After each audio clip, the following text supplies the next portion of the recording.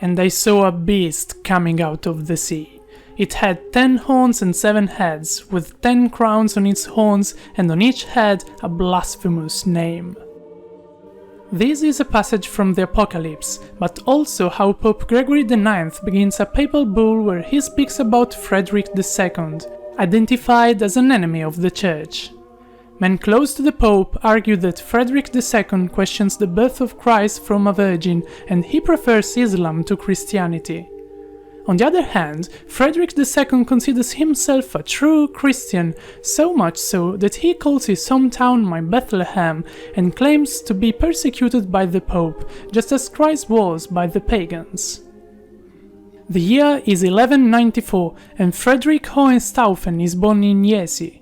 He becomes king of Sicily at the age of 4, when he loses both his father, the king of Germany and Holy Roman Emperor Henry VI, and his mother, the Norman queen of Sicily Constance I. Pope Innocent III becomes his guardian and calls Frederick Filius Ecclesia, meaning son of the church. He is convinced that Frederick will settle for the kingdom of Sicily, but when Pope Innocent III dies, Frederick starts aspiring to his father's crown of Holy Roman Emperor. Frederick's tutor, Cardinal Cencio, becomes Pope Honorius III, and as ruler of the Papal State, he is worried about Frederick's aims. The imperial crown is not hereditary, but elective, and the Church wouldn't want to be pinned between the Holy Roman Empire in the north and the Kingdom of Sicily in the south, both under the rule of one person. However, the Pope considers Frederick as part of the Church, so in 1220 Frederick II is crowned the Holy Roman Emperor. Frederick sees the Holy Roman Empire as the continuation of the ancient Roman Empire, so much so that he goes by the name of Augustus. For him, the Emperor is the earthly representative of God, but this clashes with the Pope, who is the Vicar of Christ.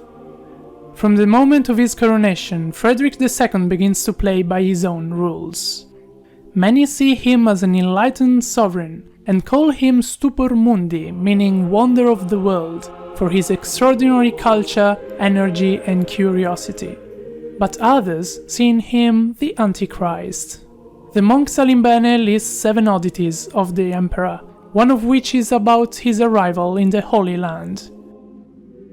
When he saw the promised land, which God had so often praised, calling it milk and honey gushing land, he did not like it and said that the God of the Jews did not know his land of Sicily, otherwise he would not have praised so often the land promised and bestowed to the Jews. Palermo, which once was one of the most magnificent Arabic cities in the Mediterranean, is the capital city of the Kingdom of Sicily. During the reign of Frederick's grandfather, Roger II, Sicily was a country of extraordinary coexistence. During Frederick's regency, alas, the respect for the Sicilian Muslims is decaying. Nevertheless, Frederick has a personal Arabic teacher and he tries several times to establish contact with the Muslim scholars. It's not uncommon for him to contact the Muslim sovereigns and ask about mathematics and philosophy. The Arab philosopher Ibn Sabin even writes a book called Sicilian Questions to answer the Christian emperor. Despite this good relation with the Muslim scholars, Frederick has to deal with the numerous Muslim peasants in Sicily who are having a hard time.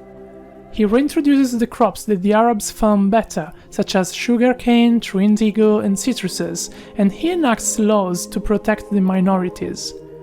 Nobody should stop another from suing to defend his rights just because he is not a Christian.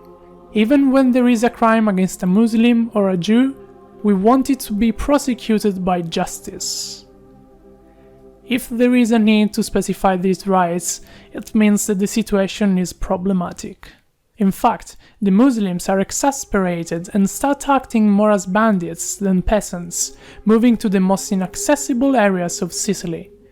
They even attacked the city of Agrigento and captured the archbishop.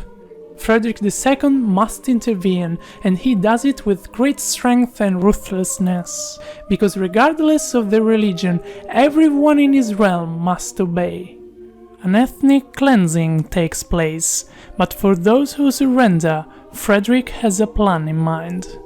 An earthquake had struck the city of Lucera in Puglia. The cathedral has fallen and the bishop has left the city. Thus, Frederick relocates 50,000 Saracens to Lucera, establishing a whole Muslim city in Christian territory. He also enlists them in his Christian army and even into his personal bodyguards, because, as Muslim soldiers, they have the advantage of immunity from papal excommunication, something that will soon prove to be useful. We are in the middle of the era of the Crusades. Jerusalem has fallen into the hands of the Saracens, and the Pope pushes the sovereigns to leave for a sixth crusade. Frederick is the emperor, so he must go. He organizes the crusade, arrives in Brindisi to sail with his army, and he sends a letter to the newly appointed Pope Gregory IX saying that he was seized with a sudden illness, so he can't go. Pope Gregory doesn't believe him and decides to excommunicate the emperor, who is accused of being an atheist, or even worse, a Muslim.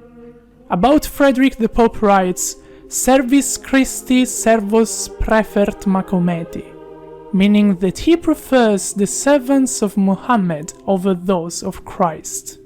Frederick II begins his negotiate with the Sultan al-Kamil. He explains that he should leave for a crusade, but that they could find an agreement to avoid unnecessary bloodshed. There is a long friendly negotiation, during which Frederick receives an elephant as a gift and sends a polar bear in return. When Frederick sails for the Holy Land, the two rulers have already agreed. Al-Kamil has just defeated his grandson, who rebelled and proclaimed himself king of Palestine, and now he is nervous about possible war with his relatives, who rule Syria and Mesopotamia.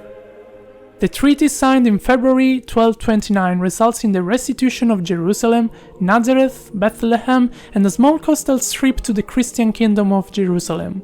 The treaty also stipulates that the Dome of the Rock and Al-Aqsa Mosque were to remain under Muslim control and that the city of Jerusalem would remain without fortifications, open to both Christians and Muslims. Nobody is happy about this agreement, neither the Christians nor the Muslims, because each thinks that the sovereigns have agreed with the infidel. Being excommunicated, Frederick is not allowed to attend Mass in the Church of the Holy Sepulchre. On the 18th of March 1229, he enters anyway to crown himself King of Jerusalem, an act that should have been done by the Patriarch. The Pope throws an interdict on the city of Jerusalem, meaning that the Mass will no longer be celebrated in the Holy City. None of these relations can hide the truth. Frederick II had set a precedent in having achieved success on a crusade without either papal involvement or fighting. In 1244, the Persians, recently displaced by the advance of the Mongols, take Jerusalem in their way to ally with the Egyptian Mamluks. Frederick will die 6 years later, at the same time that the next crusade is launched by Louis IX of France to regain Jerusalem. In Egypt, the crusader Jean de Janville is captured by the Muslims, but being a noble, he is invited to have dinner with the emir. The two are speaking about Frederick II, and the Muslim leader asks the crusade if he is related to the dead emperor. When Jean de Janville says yes, the emir utters that because of this, he enjoys his company even more. In an atmosphere of strong hatred and conflict between two religions, where each of the two sides was convinced that they were right, Frederick still managed to spark a few flashes of commonality and tolerance.